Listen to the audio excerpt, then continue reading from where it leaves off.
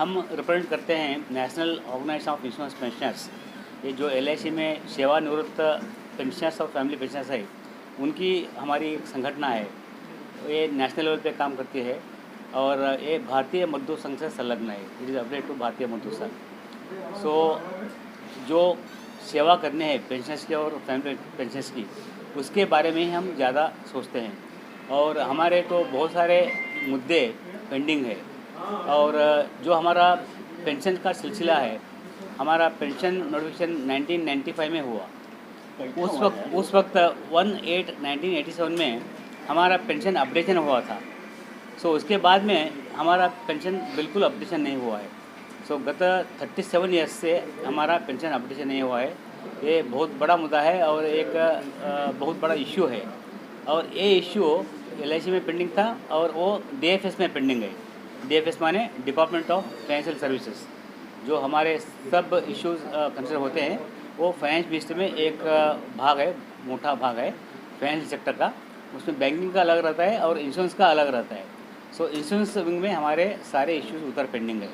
ख़ास तौर पे ये जो पेंशन अपडेशन का मामला है, ये बहुत बड़ा मुद्दा है हमारे हिसाब से। एक ही मैं उदाहरण देना चाहता हूँ। जो 1994 में जो एग्जीक्यूटिव डायरेक्टर हमारा बंदा रिटायर हुआ है, उनको अभी जो रिटायर होता है एक ड्राइवर हमारे एलआईसी में, वो जो क्लास 4 एम्प्लॉई है, उनसे भी कम उनको पेंशन मिल रहा है। So there is a very big disparity as far as the pension updation is concern. इसका नतीजा क्या है? जो अपडेशन नहीं किया है उसका नतीजा ये है। इसलिए हम इसके पीछे पड़े हैं। और भारतीय मजदूर संघ नंबर 1 ऑर्गेनाइजेशन है और गवर्नमेंट ऑफ इंडिया से रिकॉग्नाइज यूनियन है भारतीय मजदूर संघ।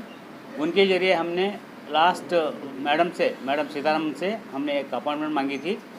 गत अक्टूबर में 10 अक्टूबर को मैडम से हमारी मुलाकात हुई। सो सारे हमारे जो भारतीय मजदूर संघ से संलग्न यूनियंस हैं एलआईसी में, सारे यूनियंस के साथ मैडम के साथ चर्चा हुई। 1 घंटा हम लोग बैठे थे। उस वक्त ये मुद्दा भी मैंने उठाया। सो उस वक्त मैडम को आश्चर्य हुआ कि ऐसा भी है क्या।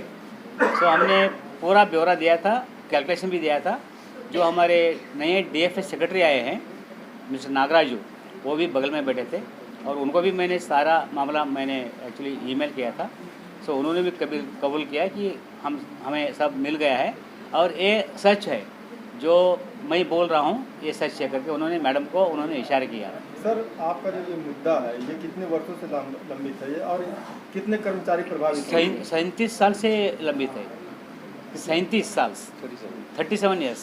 कितने लोग प्रभावित हैं? अभी फ़िलहाल हमारे यहाँ 80,000 लोग हमारे पेंशनर्स हैं। कहाँ पे? नहीं एलआईसी में, पूरे इंडिया में। 80,000। ये गोरखपुर हमारी एक छोटी सी इकाई है पूरे देश में। तो कितना पेंशन कितना होना चाहिए?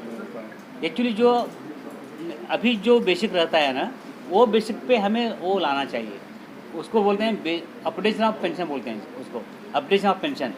अभी देख लीजिए, अभी सेंट्रल में जो नया कमीशन बैठा 2016 में, उस वक्त उन्होंने OROP दिया। OROP माने 1 रैंक 1 पेंशन। सभी डिफेंस पेंशनर्स को OROP मोदी जी ने दिया। और जो सिविल में पेंशनर्स हैं सेंट्रल में, उनको भी दिया गया। और बहुत सारे स्टेट गवर्नमेंट भी उन्होंने उसका फॉलो किया।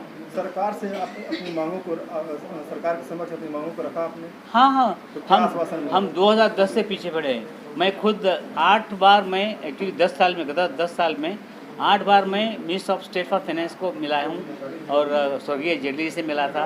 और संतोष कुमार गंगवार जी, वो भी minister of state for finance थे, उनको भी मैं मिला था। और उस वक्त से हम फॉलोअप कर रहे हैं। आश्वासन क्या मिला आप लोगों को? आश्वासन माने वो एक्चुअली ऐसे ही लंबित रहा। उन्होंने कुछ हमें एक्चुअली ये नहीं दिया था, एश्योरेंस नहीं दिया था। फिलहाल अभी जो लेटेस्ट मीटिंग हुआ मैडम सीतारामन से 10 अक्टूबर को भारतीय मजदूर संघ के साथ, उस वक्त हमें एक पॉजिटिव रिस्पांस मिला है। उनको कन्विंस हुआ है कि ये एक बहुत बड़ा मुद्दा है। जैसे सेंट्रल में अपडेशन होता है, ऐसा इधर भी होना चाहिए। मांगे अगर मान ली नहीं पूरी होती है तो समय पर क्या होगा? मुझे तो ऐसा ये नहीं है, क्योंकि जब हमारी बातचीत होगी मैडम से, उससे पता लगता है कि कह रहे हैं कि 37 साल से लंबित है और आप इसकी लड़ाई लड़ भी रहे थे।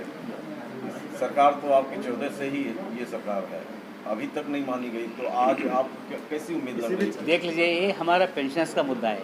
पेंशन माने क्या? 60+। सो हमारे लिए लड़ने के लिए भी ताकत चाहिए ना। सो फिनेंशियल रिसोर्स चाहिए, हमारे यहाँ स्ट्रेंथ रहना चाहिए और लोगों का सहारा चाहिए। तो आप लोग के पास भी एक वोट देने का अधिकार होता है, हाँ। जनता के पास। या वो तो कंडीशन में क्या कहीं कुछ LIC के जो कर्मचारी हैं, पेंशन जो है, हाँ, किधर मूव करने वाले हैं? वो तो सरकार को भी उसके बारे में एक्चुअली पूरा मालूम हो गया है, क्योंकि देख लीजिए जो भी पार्लियामेंट के इलेक्शंस हुए लेटेस्ट, आप देखिएगा जो असेसमेंट आ रहा है सब जगह।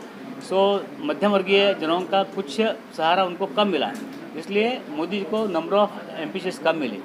उनको भी इसके बारे में उनको भी पूरा एक्चुअली मालूम है, इसलिए एक एक और इशू लेके वो हमारे इशू सॉल्व कर रहे हैं। तो क्या लग रहा है कि कर्मचारी विपक्ष के साथ खड़ा होगा क्या?